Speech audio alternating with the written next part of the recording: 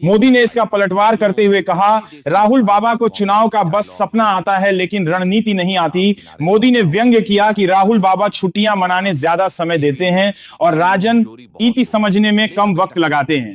मोदी ने कहा कि कांग्रेस का हाल ऐसा है कि जनता उन्हें बार बार नकार रही है और विपक्ष को अब केवल बयानबाजी से संतोष करना पड़ रहा है। राहुल गांधी भी पीछे नहीं हटे। उन्होंने कहा कि मोदी जी हर बार विपक्ष का मजाक उड़ाते हैं लेकिन असली मुद्दों से भागते हैं।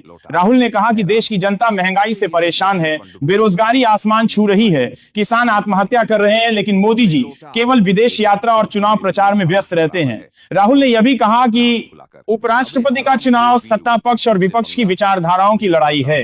एक तरफ डर और दबाव की राजनीति है और दूसरी तरफ लोकतंत्र की रक्षा की लड़ाई।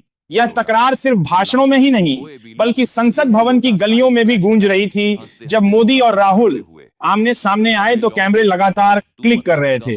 मोदी हल्की मुस्कान के साथ राहुल को देख रहे थे और राहुल गंभीर चेहरे से आगे बढ़ रहे थे। यह दृश्य अपने आप में राजनीति की असली तस्वीर था। एक तरफ सत्ता का आत्मविश्वास, दूसरी तरफ विपक्ष का आक्रोश। मतदान कक्ष में सांसद और विधायक कतार में खड़े थे।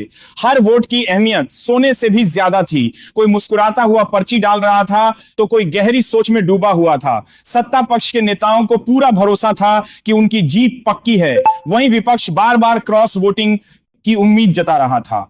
टीवी चैनलों पर लगातार डिबेट चल रही थी और एंकर चीख चीख कर कह रहे थे कि आज का चुनाव सिर्फ उपराष्ट्रपति का नहीं बल्कि मोदी और राहुल की प्रतिष्ठा का भी है। बीजेडी और बीआरएस जैसे दलों ने वोटिंग से दूरी बना ली, जिससे सत्ता की मार्केट से जान से आज का बात कर रहे थे। पक्ष